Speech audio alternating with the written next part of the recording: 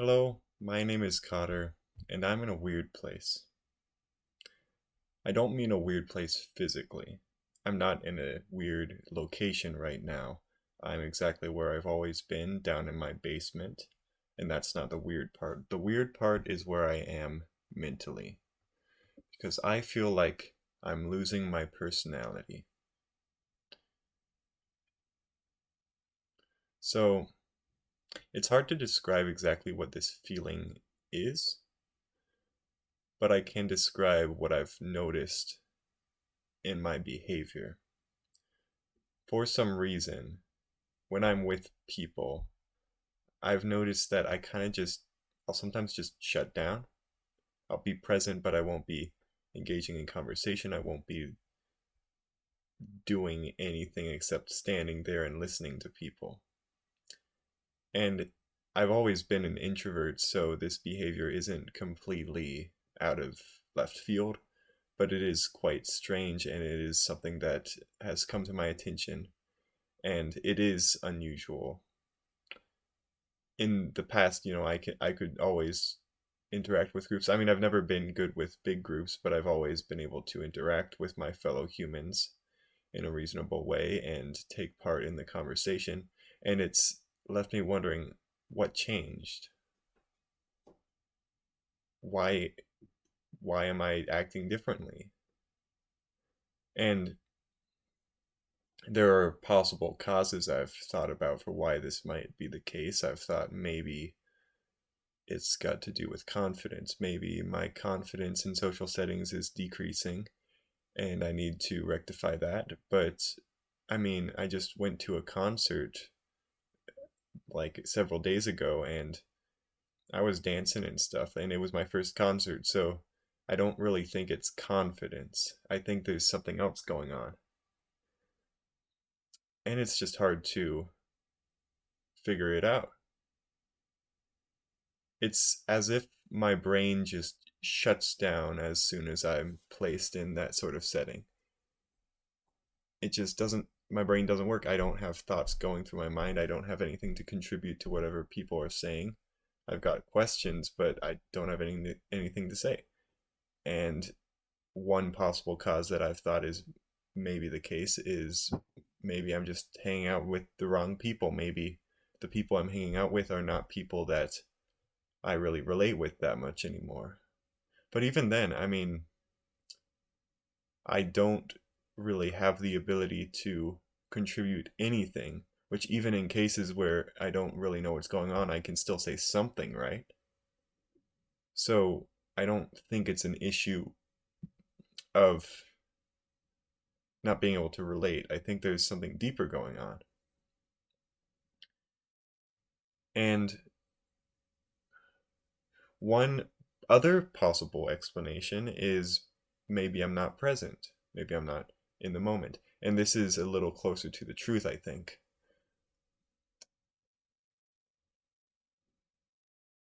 I have suffered with not really connecting, or just not connecting. Sorry, I'm a little scatterbrained, which is exactly my point actually. Sometimes I'm just completely focused on something else and I have trouble being in the moment engaging. And I'll notice very much the difference between being engaged and not being engaged because there are times where my brain's fully engaged in the moment and I can contribute intellectually. I can give these really deep intellectual thoughts at times, and I'm just fully there, fully present with everyone. And so maybe it's an issue of, not being present. And like I said, I think that's closer to the truth. I can be tired sometimes, or I can just be focused on other things. And I know that in this particular case, in some of these examples, very recently, I have been focused on other things. My thoughts have been elsewhere, looking forward to things that are yet to come, or things that I don't even know if they're yet to come, but they're things I'm excited about. The possibility of it happening, that is. And in those cases, sometimes I just completely lose sight of what's going on in the moment because I'm so focused on what will come. And That's difficult. That's really difficult. It's good to look forward to things, but when it consumes your being like that, it's bad. And I think that is a large part of what's going on. I think what I need to do is be more in the moment and not be so focused on anything else. And even, as a Christian, I would look at the Bible and say that's basically what it says as well. Whenever we focus too much on the past or too much on the future, we get distracted and we lose sight of what really matters, which is the present. Like C.S. Lewis says, the present is the closest to eternity that we have. The past isn't really eternity. The future's even less eternity, but the present is the closest to what it's like to experience eternity, which is the natural state that we were built for. We are creatures built for eternity. The the present's the closest we have to that, and so we should dwell on that. We should remain in the present, which is not to say we ignore the past and the future, but we're almost entirely focused on the present because that's what matters anyway. I mean, you can think about the future all you want, but you'll never be in the future until it becomes the present. You can do nothing to change the future. You can't go into the future and through your actions change something. Everything you do to change the future is what you do in the present. So we should be completely focused on the present. And I struggle with that. I really do. I don't do a great job just staying in the moment. And I think there are ways to counter that.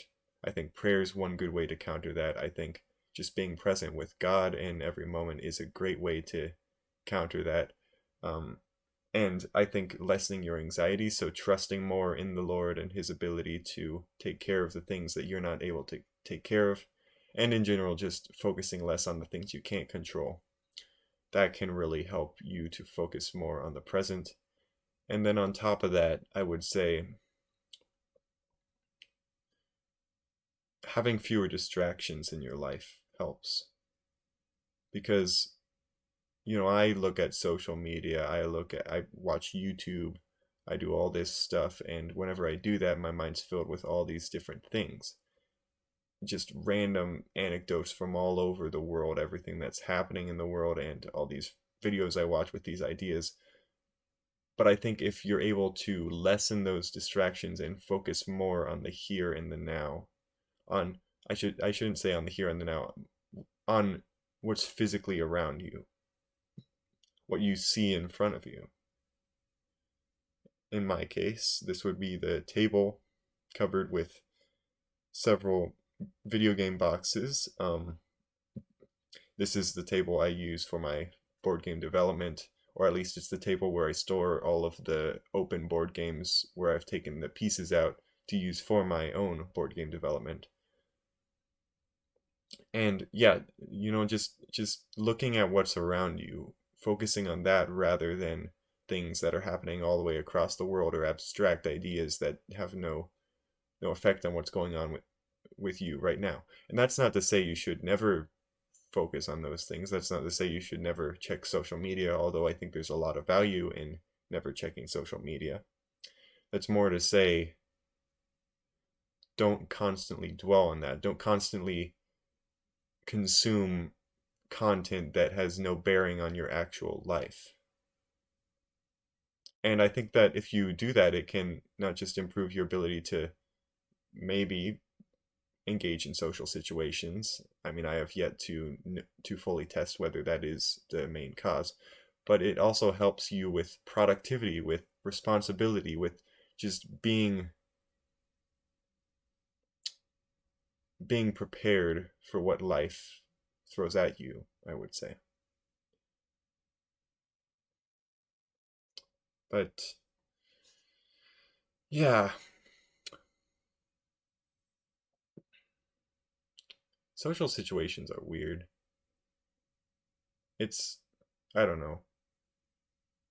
when I look back, I'm actually quite happy with how far I've come. I used to be very socially anxious. I used to not be able to engage in conversations at all.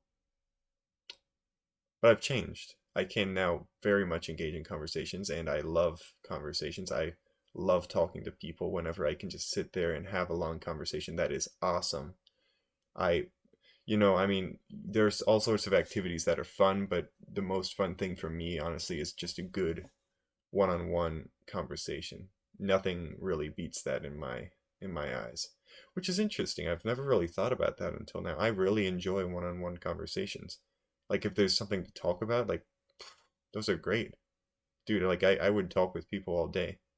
But then you put me in a group of like five, six. Okay, well, I want to say like for me, it's very much the more people you add, the worse it is. So one person, like one other person, two people total. That's perfect. I love that. Three people, that's also great, although it's slightly awkward with three, there aren't like pairs to have conversations with. It's slightly awkward, but it's still good. Four, I think, is probably the sweet spot for me. And then at five, it starts to degrade. I should say four isn't the sweet spot. It's good. It's better than three. It's second best behind two. But five is where it starts to degrade. Um, Five is fine. I can survive with five people, myself included. Six, I'm starting to not like that. Seven, oh, I can't deal with seven people. It's just not great. Seven, and then, like, if it gets any bigger than that, well, once it gets bigger than that, you start to really get splinters. You start to get like subgroups, and then it gets more manageable. Then you might have like four and four, which is great. But when it's at that awkward like six to seven, that's probably the worst for me. I hate that.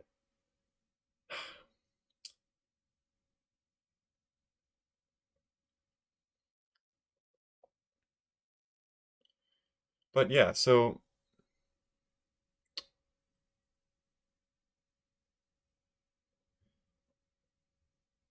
I actually like that these aren't edited, to be honest. I mean, I like the fact that I can just sit in silence. I know that most people don't really care about this sort of content, but I really enjoy it. It's nice to be able to just talk. I say that two is my favorite number, but it's possible that one is, to be honest. And probably that is true because, I'm an introvert. When it's one, I can just say whatever I want and it's good. I don't have to worry about what anyone else has to say. But then, when there are two people, then you can put some of the weight off of yourself and you'll have someone to bounce ideas off of, so that's cool. Um, but yeah, so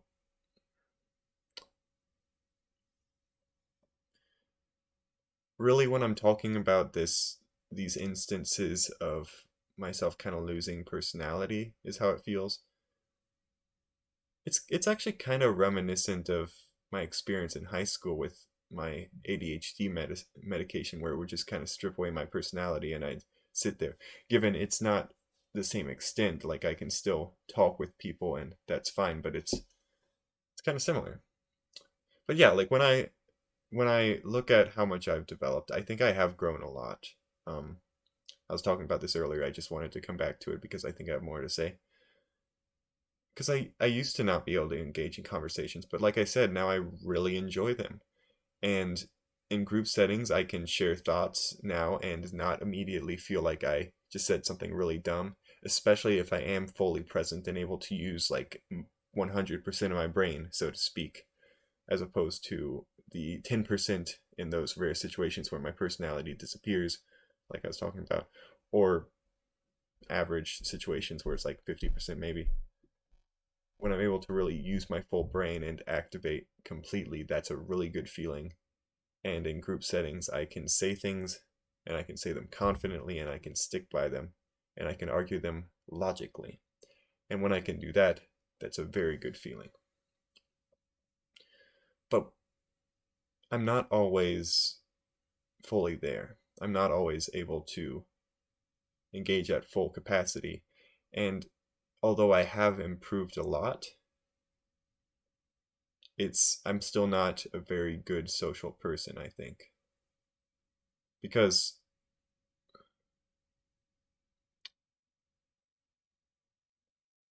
I think that I think that for me it's a lot of things come in cycles. My cycle of improvement seems to be very much an up followed by a bit of a flat and a bit of down, and then actually quite a bit of down, I should say, and then another up and then a little bit of down and up, and just like that, where it's kind of this wavy pattern. And I think right now I'm in one of the downs. I think I'm in the spot where I gained some confidence in my abilities, and now I've lost some of that confidence and I'm kind of freaking out. But I need to hold on and stay through it and keep trying, and the confidence I gained in the past that's disappeared now will return. So, yeah, I think coming back to sort of the main issue at hand, this personality disappearing thing, after having talked about it here, I think it's a combination of an awkward number of people, being a little tired, my mind being distracted, and then kind of being at one of the low points in that natural cycle of growth that I tend to go through. So really, I think, it's easy to get caught up on these things. It's easy to look at these things and say like, oh, what's going on? I'll never be the same. It's terrible. What am I going to do? But most of these issues, like, they're going to disappear after a while. And if I really try and address them, they can get better. I'm not stuck in this state for the rest of my life. This is a temporary thing. And so a little patience helps, I think. I think if I'm patient, I think that will definitely help. Yeah, but yeah, I just want to say personality is an interesting thing. We're not even really talking about personality. I was going to call this personality. I'm probably going to call it like something else. I don't really know. I'll figure it out. Um, but yeah, that's kind of all I've got to say, I guess.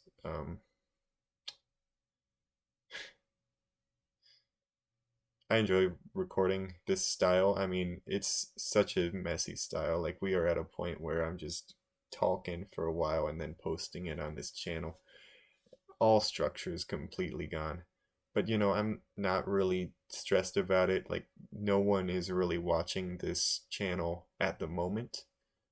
Um, some people are, but from what I've seen from the analytics, most of the people watch like the first 2 minutes and then quit. So no one's even gonna probably hear what I have to say now, which is cool. So I'm really just gonna make whatever I want to make, because why not? Another thing, I need to stop using fillers. I think fillers are decreasing my confidence.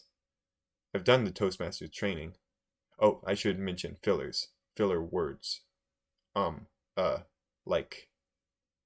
So, things like that.